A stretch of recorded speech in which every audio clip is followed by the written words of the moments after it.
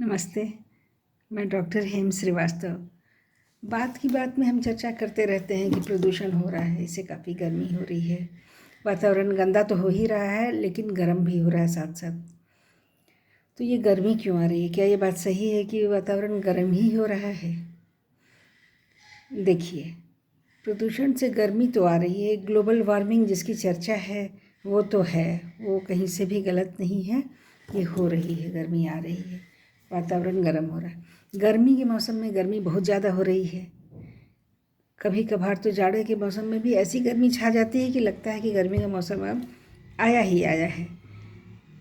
तो ये तो ग्लोबल वार्मिंग का असर है। तरह तरह के प्रदूषण जो वातावरण में आ रहे हैं उनका असर हो सकता है, क्योंकि बहुत सारी गैसें जो प्रदूषण में छूटती हैं ना, तो वो ऐसी होती हैं कि वो सूरज से आने वाली ज़्यादा से ज़्यादा धूप को एब्जॉर्ब कर लेती हैं, खींच लेती हैं और खींच के फिर वापस नहीं जाने देती हैं। उनका स्वभाव ऐसा है कि वो धूप को फिर वो पृथ्वी की ओर ही ठेलती है, धूप की गर्मी को वो पृथ्वी की ओर ही धकेल देती हैं, वो वापस स्पेस में नहीं जाने देती हैं, नहीं भेज पाती हैं। तो वैसी स्थिति में गर्मी बढ़ती है।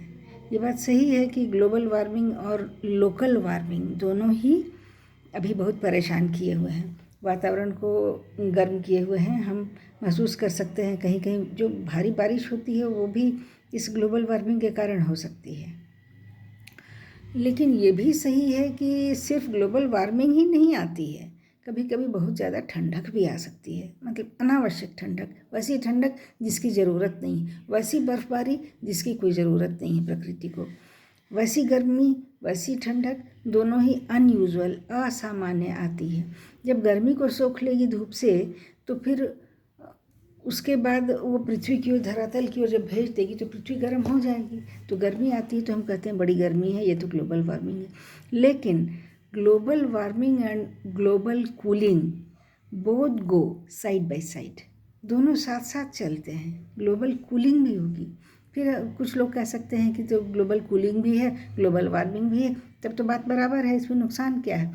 देखिए, नुकसान है वातावरण के बर्दाश्त करने की क्षमता की और जीव जंतुओं के बर्दाश्त करने की क्षमता की एक एवरेज लाइन होती है। एक उसका जो ऑप्टिमम टेम्परेचर होता है सभी जीव जंतुओं के जीने का, वो एकदम बिल्कुल वो बंधा हुआ होता है। वो कभी कभार 1-2 डिग्री 4 डिग्री का डिविएशन बर्दाश्त कर सकती है, लेकिन अगर बराबर काफ़ी टेम्परेचर का अप डाउन हो रहा है तो ये ऑप्टिमम लाइन से ऊपर नीचे हो जाता है। फिर वो उसके लिए अडाप्टेशन या अनुकूलन नहीं होता है, वो अनुकूलन संभव ही नहीं है।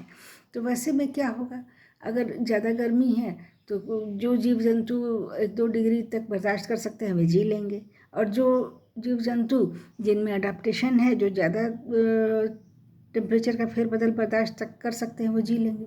लेकिन टेम्परेचर का फेरबदल जो जीव जंतु ज़्यादा नहीं कर सकते हैं, अधिक नहीं कर सकते हैं, वे ख़त्म हो जाएंगे, वे एक्सटिंक्ट होंगे।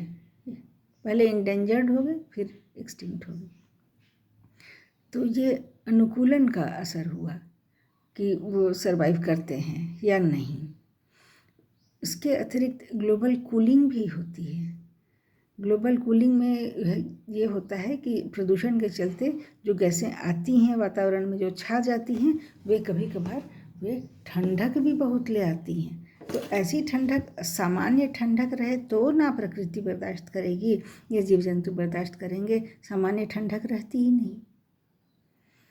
तो वैसी स्थिति में बहुत सारे जीव जंतु अतिशय ठंडक के भी कारण मारे जाते हैं।